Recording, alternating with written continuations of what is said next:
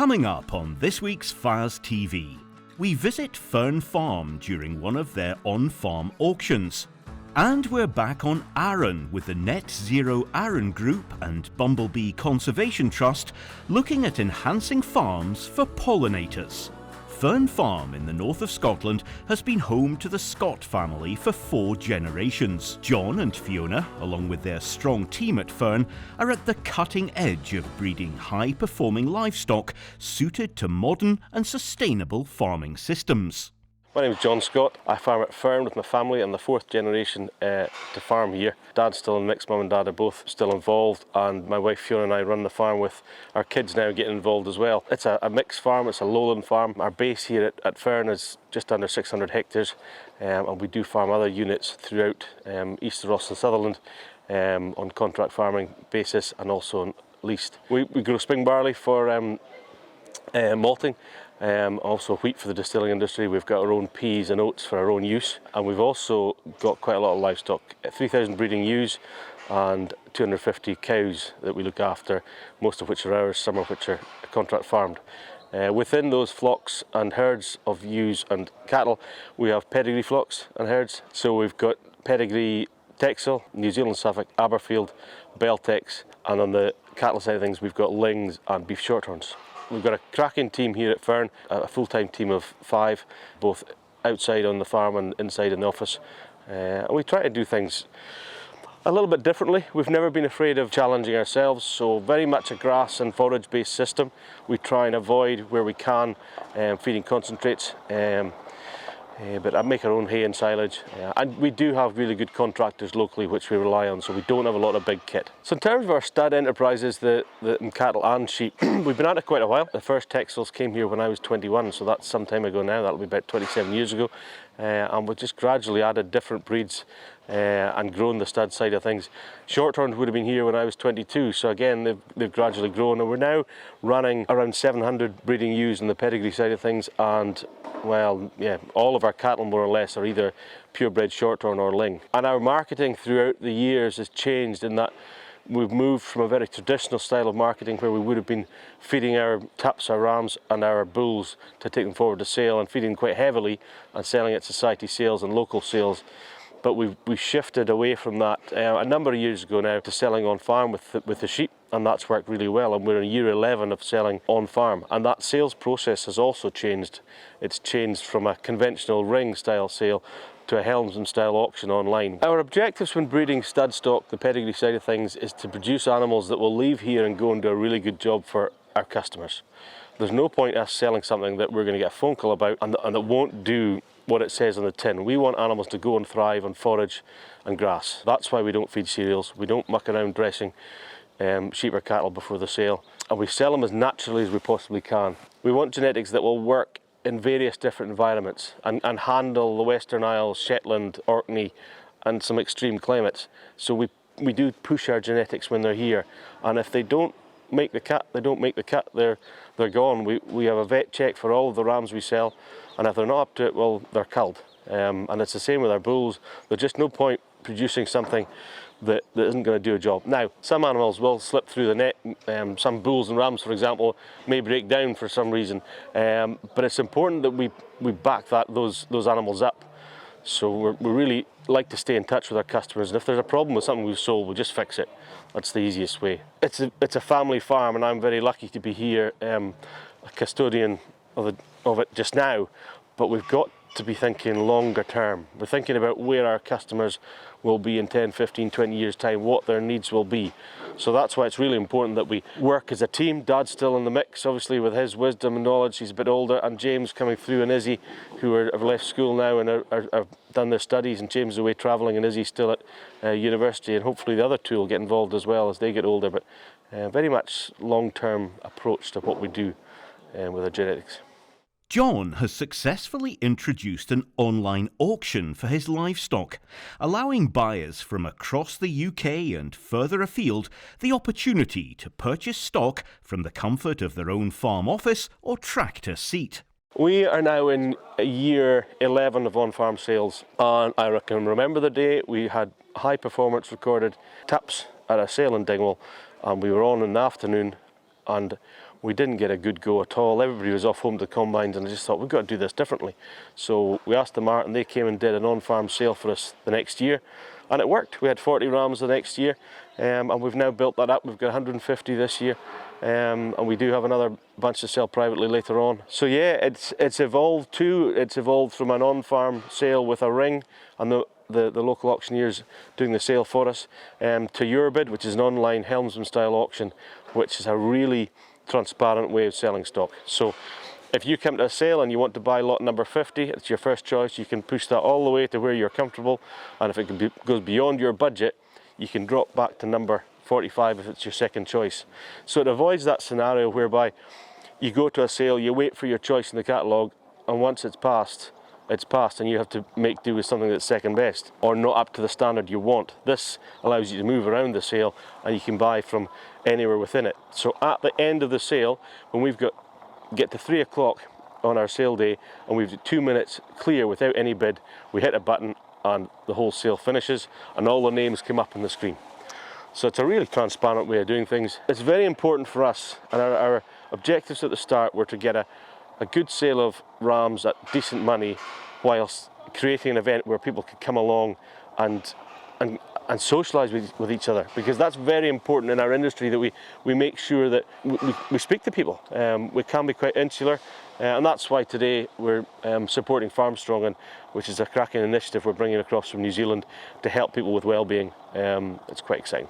One of the things we were worried about was, would we get the following online that we've had in person? And in terms of that atmosphere of an auction, that last hour is pretty electric. When you've got a big screen in front of you, and every time a bid comes in there's a ping, and people are looking, they're trying to work out who's bidding, because you don't know who's bidding. You can't see like a normal auction. Everybody's just a number.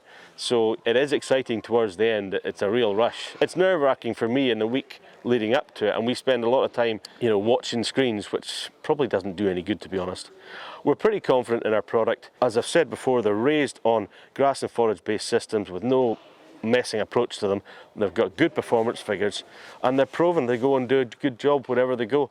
So we've just got to back our product and hope our customers keep coming back for the product, which they do. We've got some really loyal long-term customers that on some farms have only got our rams, which is really exciting for us. So the sales we're finding now have got much bigger reach than we would have done when we were on farm. We sell all over the country, and in cattle terms we've been down into Southern Ireland as well, so all over the UK and into Ireland.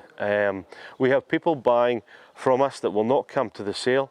They'll buy online, they've got confidence in our genetics. Our highest priced animal was a bull at £9,600, and the guy had never seen it. But he'd seen the videos and the pictures, and he'd spoken to me, and we discussed his needs and what he needed for his cattle, and he was confident in us and our genetics, and he just bid online.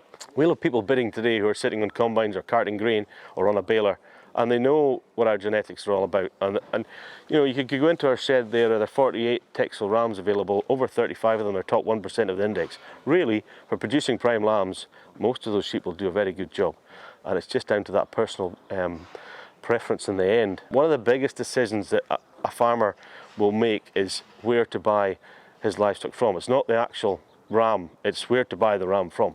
So that's what we're looking for people to do, is to carry on choosing us as a destination for high quality genetics, and yeah, come and buy them, get involved, enjoy a beer and ice cream, and then go home happy. And yeah, it's worked well so far. So what do farmers think of the online auction? My name is Stevie Whiteford. I'm a farmer from up here in East Ross. We've got a mixed farm with some cattle and some sheep, and we grow about 200 acres of cereals. The format here at Fearn Farm is very different for this sale. I've been here before when there's been a live sale ring, just like in the mart.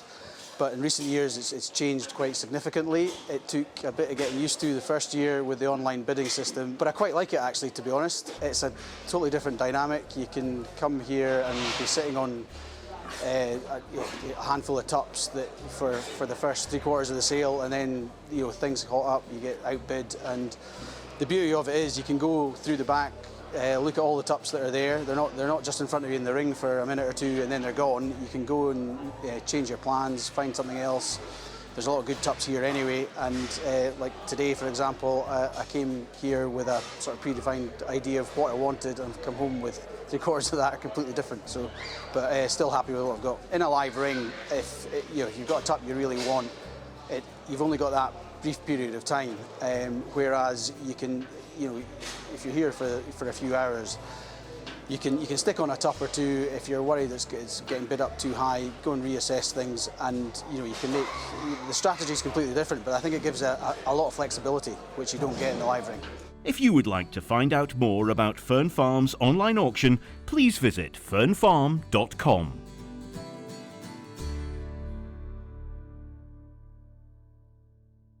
It's been over a year now since FAS TV first touched down on Arran, and today we're back at Fearn Farm for a catch-up with the Net Zero Arran group on the importance of pollinators, and one very important species in particular. My name's Kenneth Bowen. Welcome to Fearn Farm in Isle of Arran. The main activities we have in Glenkiln are livestock production.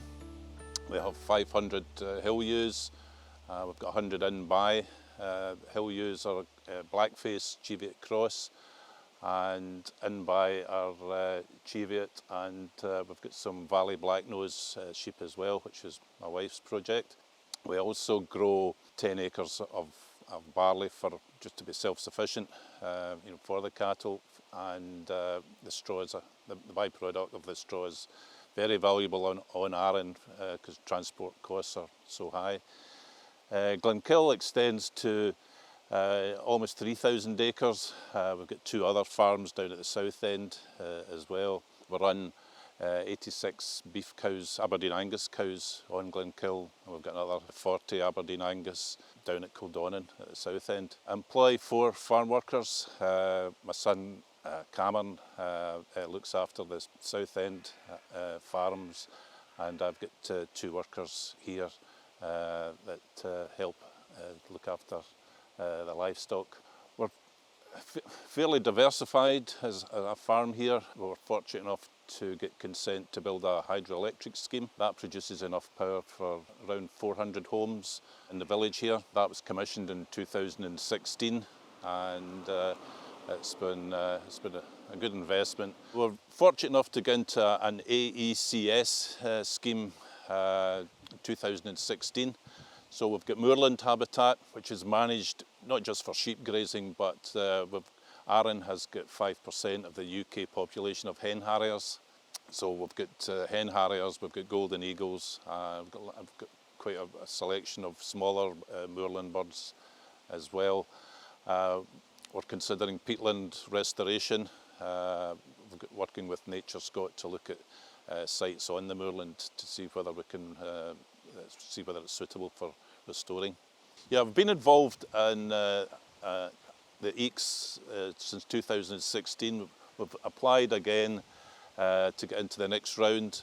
We don't cut our silage until the 1st of July. We'll leave a 2 metre strip round all the field boundaries, which are later grazed down. It's also a good habitat for bumblebees, I've learnt today. And we also have water margins, which are fenced off, keeps cattle away from the rivers and the water courses. We also have species-rich grassland, which we're going to fence off and restore it. We feel we could add some more species to the grassland. We find that the hedgerows create a good corridor for biodiversity, for wildlife. I'm also very much involved in nature conservation on Arran. Several years ago I was the founding chairman of the Arran Trust. It's a charity that supports nature conservation. The income we get is generated from visitors that come to Arran. They're asked if they would like to contribute towards the trust if they're staying at a hotel. Many of the hotels on Arran ask if the guests if they wish to contribute to the trust, which nearly all of them do. So we generate maybe 30 or 40,000 a year for the Arran Trust, and through that we've supported the reintroduction of the Scottish black bee.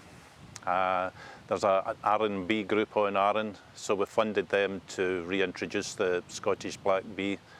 And there are many other things. We've reintroduced the black grouse, was another scheme we've been instrumental in supporting. And there's been a black grouse release scheme, which was released grouse, back into the wild. All these things help the wildlife on the island, and very happy to support it. I'm Katie Malone. I work for the Bumblebee Conservation Trust, and I'm the Conservation Officer for Scotland, which is the best job ever. And I'm here on Arran to meet some of the farmers and have a look at the habitats that are here. I've been really impressed at the mosaic of there's so many hedgerows, natural areas, coastal flower-rich areas, road verges. It all looks amazing, and I'm really pleased to be here for the first time and meeting people and having a look at the place. The great yellow bumblebee is a real high priority for the Scottish Government. It's a priority species for several reasons. It's incredibly rare. It's only found in Scotland now, in a UK context, and it's declined by perhaps 80% in the last 60 years. So it's gone through a radical decline in numbers, and that's really because it's a very specialist species. It used to be found here on Arran, and the last record is perhaps 2006. And so it would be really exciting if we managed to re-find it here on the island. Because it's a priority in the agri-environment schemes, it would really help unlock some of that funding for the farmers who are here, who are keen to help. Great yellow bumblebees are a bit different from other pollinators and other bumblebees. It's a very large bumblebee. It's a lovely primrose yellow colour with one single black band between the wing bases. So you imagine across the back of the shoulders there. There's a couple of other species that look superficially similar, but they don't have this black band, so that is really key. The important thing is about it, it's also a very long-tongued bumblebee, so it can access flowers like red clover, some of the other really kind of specialist species that you find on the coast. It doesn't really come into people's gardens very much, so in other cases a lot of other pollinators can be encouraged by the right sort of gardening. Great yellows very much kind of need that open natural grassland habitat, which occurs in Arran in pockets, and the habitat looks great, and I'm really hopeful that the bee is still here. That would be very exciting for me and for the farmers that I've spoken to today. So some of the things that farmers can do on their land to encourage pollinators, I would say look at the farm from a whole landscape point of view. The bits of ground that you might not necessarily notice, like the road verges and the hedgerows, the bits that you wouldn't necessarily manage, they can be absolutely incredible for pollinators. So just sit and watch and see what you can find, see what you can see, all the different types of insects.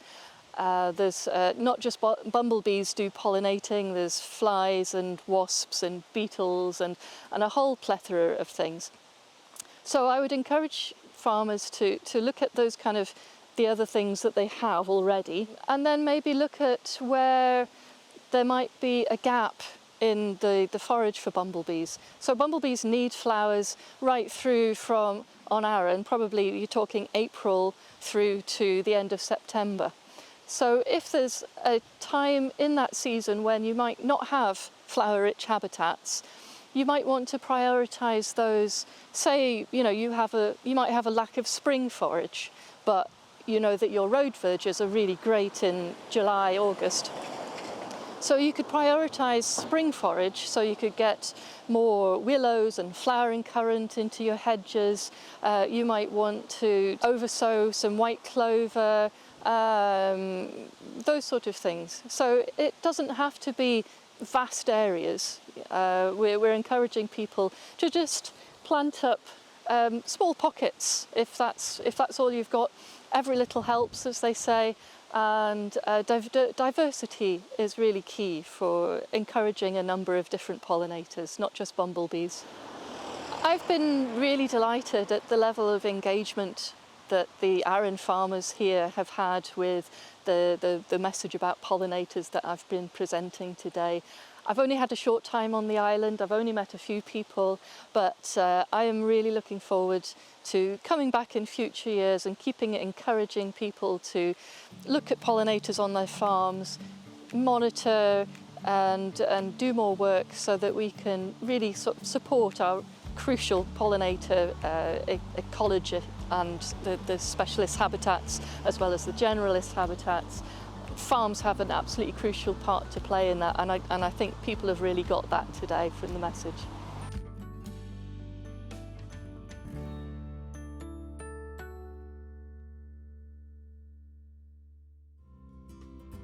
I'm Fiona Burnett from SRUC, and thank you for watching this edition of the Crop Update. We're here at Boghall Farm at Midlothian where our trials are. And this is really typical of many of the sites around the country. So we've had that very dry summer followed by a period of really extreme rain over the last week or so. So still pockets of crop to be harvested around the country, which is frustrating for those it affects. But the other feature of that drier harvest period is that we have a lot of early drilled crops now. So thinking particularly of the early drilled rape, wheat and winter barley. And thinking of the kind of disease risks and pest problems that come from that early drilling, then barley yellow dwarf virus in the cereals is one to be particularly careful of this autumn. So monitor those crops carefully for aphids, and where you note any, then treatment with pyrethroids will be justified to manage that BYDV risk.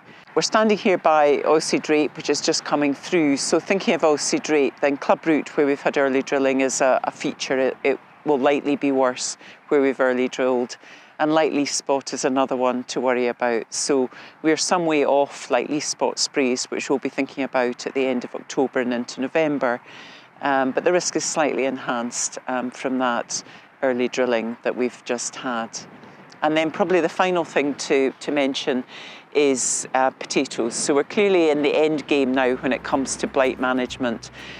Crops are beginning to die back, but really keeping that blight spray programme going until the end is absolutely key. It has been a lower blight risk season, but that wet period towards the end, it would be unfortunate if we let blight get in now. So keeping those programmes tight right to the end is really key.